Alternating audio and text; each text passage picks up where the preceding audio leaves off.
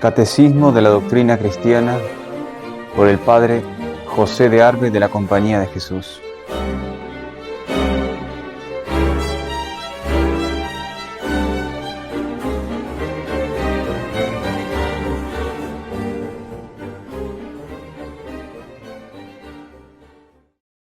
En nombre del Padre, del Hijo y del Espíritu Santo. Amén. Dios te salve María, llena eres de gracia, el Señor es contigo, bendita tú eres entre todas las mujeres y bendito es el fruto de tu vientre, Jesús. Santa María, Madre de Dios, ruega por nosotros pecadores, ahora y en la hora de nuestra muerte. Amén. Gloria al Padre, y al Hijo y al Espíritu Santo. Como era en el principio, ahora y siempre, por los siglos de los siglos. Amén. Sede de la sabiduría, ruega por nosotros. San José, Ruega por nosotros. santos padres y doctores de la Iglesia, Ruega por nosotros. en nombre del Padre, del Hijo y del Espíritu Santo. Amén. Las propiedades de la fe. ¿Cómo tiene que ser la fe para que sea, para que me valga a mí para salvar mi alma y para que sea, por supuesto, agradable a Dios? ¿Vale cualquier modo de fe? No. Por eso lo vamos a ver ahora. Acá el Catecismo nos propone que justamente hoy propiedades de la fe. ¿Qué propiedades tiene, no? Son 4 las que nos da este Catecismo. Por una parte dice que tiene que ser universal. Ya vamos a ver qué significa cada una. Aparte de universal, tiene que ser firme.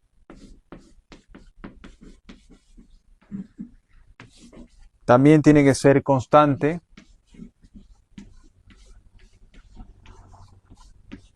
Y por último, tiene que ser viva. Esas son las 4 propiedades que tenemos que nosotros tener y, por supuesto, practicarlas para poder agradar a Dios y salvar el alma. ¿Qué quiere decir que sea universal la fe, el que tenga que ser universal? El Catecismo nos dice, nuestra fe es universal cuando, sin exceptuar cosa alguna, creemos todo lo que Dios ha revelado y la Iglesia Católica nos propone como cosa de fe. Imaginémonos, o veámoslo aquí mismo, una bolsa, un conjunto de cosas. Nosotros tenemos, por ejemplo, distintos componentes dentro de ese saco, diríamos. Ese saco contiene las verdades de fe que nosotros tenemos que tener. Y la condición para que sea válida tiene que ser universal. Universal remite absolutamente a todo. Todo lo que está dentro de este saco, es decir, lo que Dios propone y la Iglesia como regla de fe manda que creamos, tenemos que creerlo. ¿Y por qué nos dice esto? Algo que parecía así, es obvio eso. Porque a lo universal se le opone lo particular. ¿Qué quiere decir esto? Por ejemplo, en este punto acá tengo la Inmaculada Concepción de la Virgen. Acá tengo la infalibilidad pontificia. Acá tengo la resurrección de nuestro Señor. Acá tengo la divinidad de la Iglesia. Acá tengo la Asunción de la Virgen, que viene pronto. La fiesta. Estas son las verdades de fe que Dios manda que creamos. ¿Y por qué particular? Porque puede ser, y de hecho sucede, de que haya personas, o conjunto de personas, que no tomen universalmente todo lo que hay dentro y, por ejemplo, lo hacen de verdad. Es que la divinidad de Jesucristo, no, este no. ¿Qué más? A ver, la Inmaculada Concepción, no me gusta. Me quedo con el resto. O la infalibilidad pontificia, cualquiera, hay muchos. Si yo saco uno de esos, mi fe ya está contaminada, está corrompida y no tengo la fe enseñada por nuestro Señor y transmitida por todos los sucesores y por la Iglesia sostenida. Con uno solo que yo quite de acá, deja de ser universal. Uno solo nomás. Creo todo lo demás, pero si yo creo... Pero los ortodoxos griegos, por ejemplo, otros creen en la Virgen, tienen las imágenes y todo. Pero si dejan de creer uno de estos, ya deja de ser universal y pasa a ser particular. Y el patriarca tal decide este y este otro no. Bueno, pero los otros creen en Jesucristo, los cristianos, los evangelistas, o cualquier otro que uno se cruza en la calle. ¿Tienen fe universal esa gente? Obviamente que no. ¿Se van a salvar como protestantes que son? No se van a salvar. Lo peor es que ellos creen que sí, pobrecitos, miserables. Por eso uno se reza por ellos, por la conversión de los herejes. Si yo quito una cosa de acá, no me salvo. Por eso la iglesia dice que tiene que ser universal. ¿Y por qué? Porque Dios revela y la iglesia sostiene. Si yo me pongo a elegir acá, quiere decir que yo me pongo a la altura o más arriba que Dios y que la iglesia. Entonces, a lo universal se opone lo particular que no debe ser. El que sigue ese juicio sigue el juicio propio, se hace hereje y después peor apóstata, si vamos a ver qué es, si rechaza todo. Y ese no se va a salvar. El catecismo nos dice acá, de consiguiente a nadie le es lícito admitir a su antojo en calidad de esenciales, o sea, de más importantes, algunas de las verdades reveladas y desechar las demás, como accesorias. Dice, porque esto quería suponer que Dios también ha revelado cosas falsas. Si yo me pongo a elegir acá, no, este no, y quizá en el fondo estoy diciendo Dios se equivocó. Yo soy más listo que Él. Que dice que y pensar así sería, pensar de esa manera sería blasfemar. Y segundo, el que solo cree lo que a él se le antoja no tiene religión, pues en realidad no cree a Dios sino a sí mismo, se crea su propia religión. Otra cosa, la firmeza, que quiere decir que sea firme la fe. Si tiene que ser universal, también tiene que ser firme. Y dice acá, así de sencillo, nuestra fe es firme cuando creemos sin dudar. Esa es la fe firme. La fe firme, la fe verdadera como tal, nos impide elegirnos como jueces, ¿verdad? Y seleccionar unas sí y otras no. Pero también nos impide el dudar. Tiene que ser firme nuestra fe para que sea válida. ¿Y en qué radica esa firmeza? ¿Radica en mi convicción, en mi fortaleza, en mi seguridad? No, radica en que Dios es el que revela. Porque yo creo en Dios y sé que Él es bueno y es sabio y sapientísimo y santísimo, no me puede engañar ni me va a engañar. Eso ya lo vimos anteriormente. Entonces, mi fe descansa en Dios, no en mi fortaleza, no en el sacerdote que me predica, no en la gente que veo, en el ejemplo bueno o malo. Porque yo también mismo me he cruzado con gente, no, yo dejo de ir a la iglesia porque los demás no practican lo que creen, otras cosas. Bueno, sí, pero si tu fe radica en lo que ves en los demás, ya empezaste mal. Mi fe tiene que radicar justamente en Dios que revela. Porque si todo el mundo se va al infierno, lo lamento por eso, yo me quiero salvar. Si se van todos, que se vayan. Yo quiero ir al cielo con nuestro Señor, con la Virgen, los santos para siempre. Entonces, no es por más que el resto haga cosas malas, no, mi fe descansa en Dios, por eso es firme.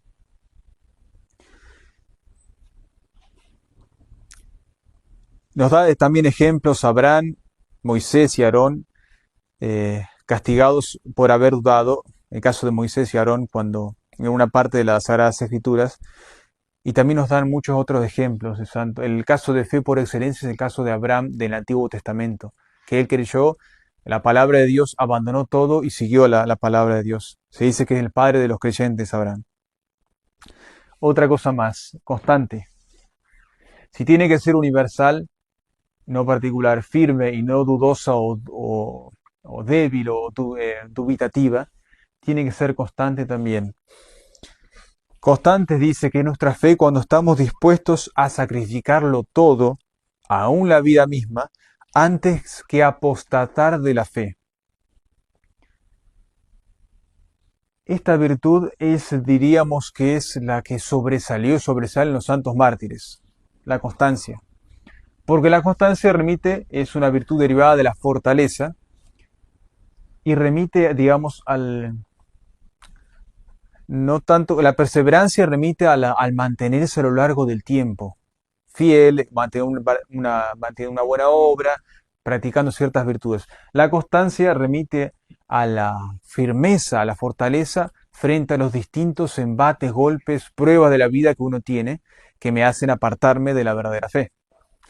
Por eso los mártires son los constantes, fuertes, ¿no es cierto? Constantes por excelencia, porque, y acá habla de la apostasía. Esta es otra cosa muy, muy fuerte e importante verla. digamos, los mártires estaban en una línea así.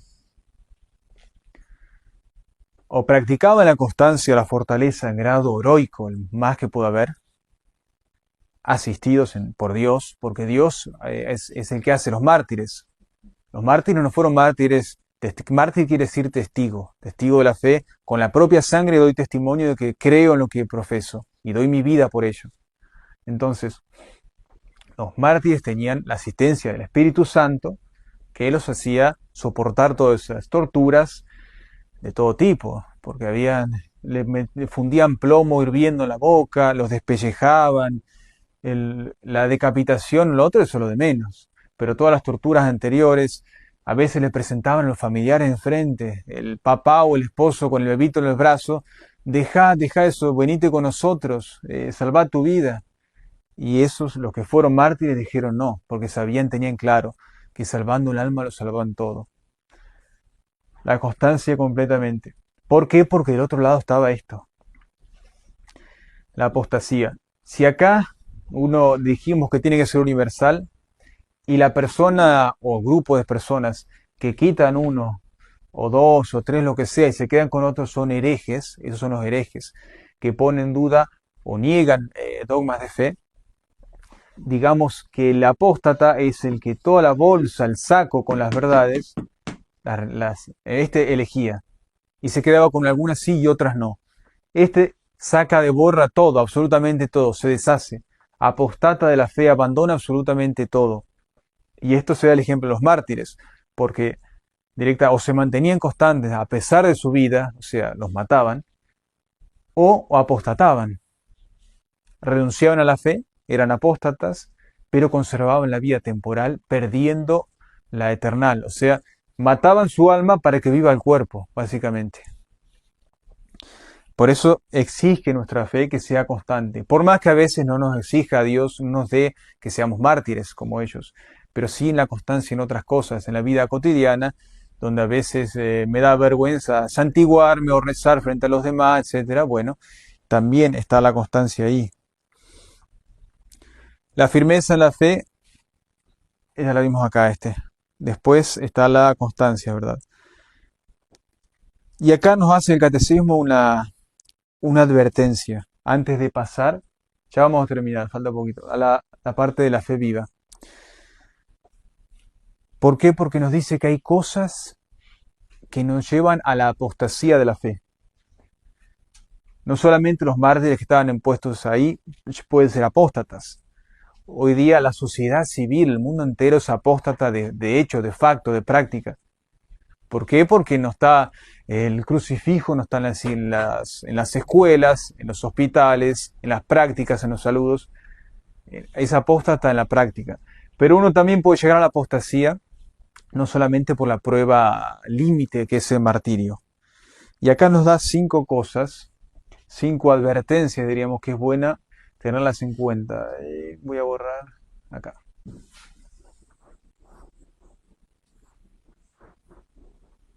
Acuérdense que apóstata es el que tiene la fe verdadera, el que fue bautizado y después renuncia voluntariamente. Dice que son 5 cosas.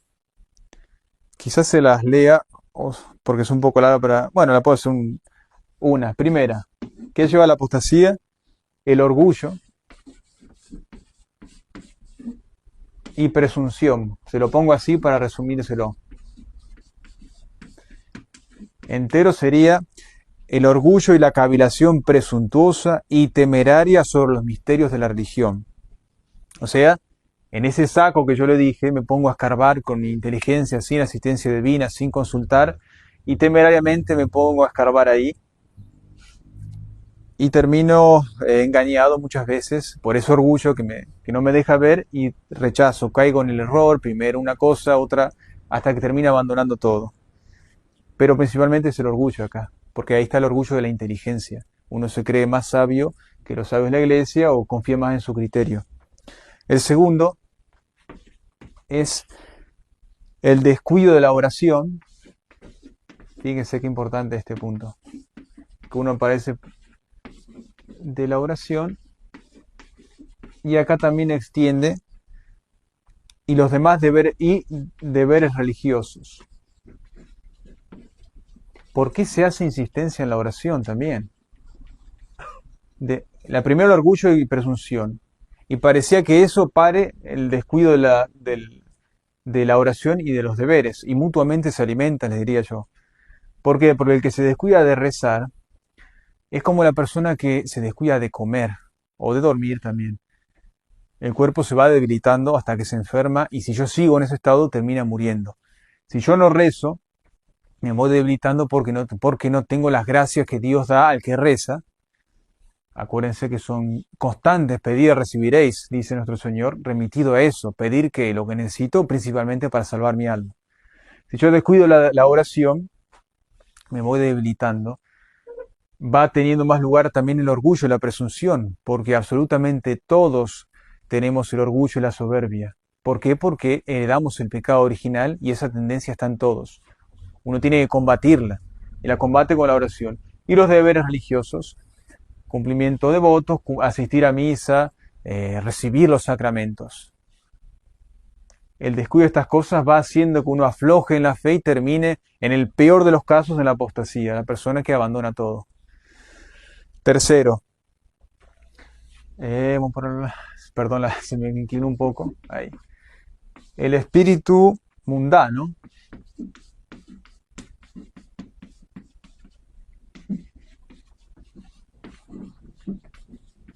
y una vida viciosa. Y vida viciosa. Ya vamos a ver qué dice. ¿Qué quiere decir esto? Son tres los enemigos. Todavía no vimos en el catecismo como tal acá, pero son tres. Ustedes saben que uno es la carne, la mala inclinación propia nuestra debido al pecado original. El demonio, como el espíritu infernal, antiguo ángel, pecó por desobediencia, es el oficio propio del demonio es ser tentador. Y finalmente tenemos el mundo que dice acá espíritu mundano. El espíritu mundano es aquel que anima. Acuérdense que el espíritu anima un cuerpo. El espíritu del alma es lo que da vida al hombre. Entonces, se dice que está el Espíritu Santo, el Espíritu de Dios, que da buenos pensamientos, da buenas ideas, da buenas mociones para hacer, aparta de malas compañías, malas cosas. Y el espíritu mundano diríamos que hace todo lo contrario. O sea, el espíritu mundano es el que nosotros podemos escuchar y ver en las conversaciones cotidianas.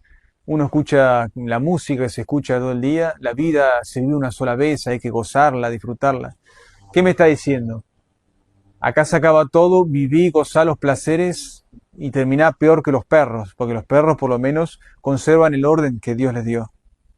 Entonces, ese espíritu mundano, gozar en esta vida, disfrutar, no te preocupes, eso es otra cosa que también lleva a la apostasía. Y la vida viciosa de aquel que sigue el espíritu mundano se refiere no a los vicios como considera el mundo, fumar, beber, las drogas, no. También son vicios, no sentido, sino vida viciosa, una vida disoluta, una persona que no quiere, no le importa cumplir los mandamientos de la ley de Dios, y principalmente dice vida viciosa y deshonesta. Los pecados deshonestos van encegueciendo la inteligencia. La persona que se entrega a los pecados de la carne pierde la luz del intelecto, inclusive de la inteligencia, y se queda como en un pantano sucio ahí abajo. Fíjense que van tres: orgullo, presunción, descuido de la oración religiosos, espíritu mundano y vida viciosa y especialmente deshonesta. El cuarto, atención a estos, a los que les gusta leer, dice lectura de libros o periódicos irreligiosos impíos. Resumido, malas lecturas. Como el sacerdote yo les dije que vivió en el siglo pasado, él no tenía las redes sociales que tenemos hoy. Así que el Padre Presente se los va a agregar. Malas lecturas y mal uso de esto que tengo acá, el celular. Bueno, es el catecismo, eso por la... Este es un buen uso. Entonces, malas lecturas y mal uso, en este caso, de las redes sociales, de la tecnología, de las pantallas. ¿Por qué? Porque acá habla de libros o periódicos irreligiosos impíos. Las malas lecturas, digamos que la lectura, las cosas que yo veo, que escucho, son el alimento a mi alma y muchas veces el alimento a la inteligencia mía. Así como yo como para alimentar el cuerpo, también las otras cosas que yo ingreso en mí por los sentidos son alimento, bueno o malo. Los libros irreligiosos impíos hacen gente irreligiosa e impía. Es inevitable. Los libros píos y religiosos hacen gente pía y religiosa.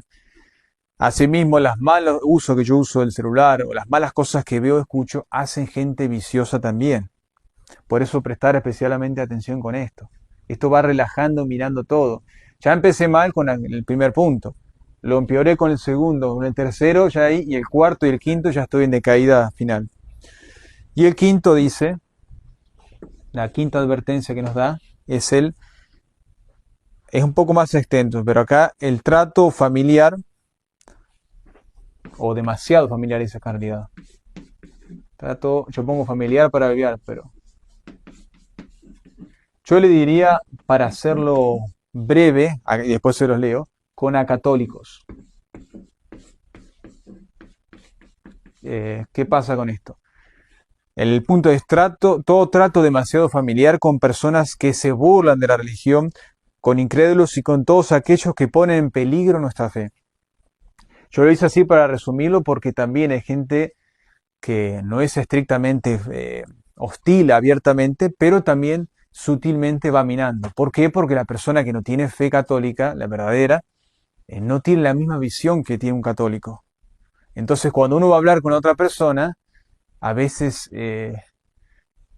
diríamos que uno le habla en otro idioma, si le habla del cielo, de la vida futura, uno se nos queda mirando, ¿y este qué me estará diciendo? O está pensando en el próximo mundial que va a venir, otras cosas, y uno tiene que medio que agacharse un poquito y tratar de lentamente levantar al otro que tiene ahí. Pero como dice acá, personas que se burlan de la religión, incrédulos y a todos que ponen en peligro nuestra fe. ¿Por qué? Porque muchas veces, a mayorías, por querer quedar bien con el otro, con fulanito de tal, mi amigo, mi amiga, o quien sea, mi tío, mi pariente, uno termina cediendo, va aflojando y puede llegar justamente a poner en duda ciertas cosas o inclusive, que es lo peor, lo más frecuente, gente que piensa que mujeres o hombres que van a cambiar al futuro marido, convertirlo, como dicen comúnmente, cuando se casen. El marido, futuro marido o mujer es protestante y algunos católicos. La realidad es que pasa lo contrario. El que es católico termina haciéndose hereje y el otro sigue en su error. Por eso la iglesia siempre pone muchos cuidados en la formación de la familia, no cualquiera se puede casar, las amistades, todas las cosas, porque va minando la fe, la pureza de la fe, y uno puede llegar a ser apóstata. Y hay muchas citas, os será quitado a vosotros el reino de Dios y dado a gente que rindan frutos. Y hay muchas más que justamente nos advierte esta cosa. Y para terminar, ya vamos concluyendo, tiene que ser viva nuestra fe. ¿Por qué se dice viva? Ustedes habrán escuchado seguramente el católico que dice que es creyente pero no practicante. Yo pienso que sí, porque es un mal general, me parece. ¿Qué quiere decir eso? De palabra católico o de papel, pero en la realidad no lo es. En definitiva, lo niega con los hechos y con las obras. Nuestra fe es viva cuando vivimos conforme a la fe, evitando lo malo y practicando el bien, como la fe lo prescribe. Dice la cita del apóstol Santiago, como un cuerpo sin espíritu está muerto, así también la fe sin las obras está muerta. Toda aquella persona que si nosotros decimos que somos católicos, pero no vivimos como católicos, no tenemos fe viva, nos estamos mintiendo y mentimos a los demás. Pero acordémonos que a Dios no se miente, no se le puede mentir. Vivo es aquello que hay un resumen, manera de decir que lo que es la vida. O más bien, ¿dónde se encuentra la vida? La vida a ver si lo hago acá arriba. Es una expresión latina que quiere decir... Aquí está. Vita in motu. La vida se manifiesta en el movimiento. Solamente aquello que se mueve, yo veo que se mueve por sí mismo internamente, digo, eso está vivo. veo a la otra que está ahí tirada yaciente y no se mueve, y tiene olor feo, por supuesto, eso está muerto. Si yo veo una persona que no manifiesta su fe con las obras, esta persona está muerta, está inerte, tiene olor a vida viciosa, como se vio por acá. Esta persona no, pero este hace tal cosa, se esfuerza por vivir. Bueno, esta tiene una fe viva, porque lo demuestra con las obras. Su fe, la fe que está dentro de él, al estar viva, o necesariamente se manifiesta hacia afuera y lo demuestra en las cosas que hace. ¿Por qué? Porque tiene una fe viva. Y finalmente nos dice el catecismo, como tiene toda resolución práctica, dice, evita cuando puedas todo lo que pueda poner en peligro tu fe, sobre todo la cavilación presuntuosa sobre los misterios de la religión, como decía ahí, la lectura de libros o escritos malos y el trato de personas incrédulas o viciosas. Dime con quién andas y te diré quién eres, acaba el catecismo del día de hoy. En nombre del Padre, del Hijo y del Espíritu Santo. Amén. Bendita sea tu pureza y eternamente lo sea, pues todo un Dios se recrea en tan graciosa belleza. A ti, celestial princesa, Virgen Sagrada María, yo te ofrezco en este día alma, vida y corazón. Mírame con compasión, Madre mía, Madre mía. Ave María Purísima. sin pecado. En nombre del Padre, del Hijo y del Espíritu Santo. Amén.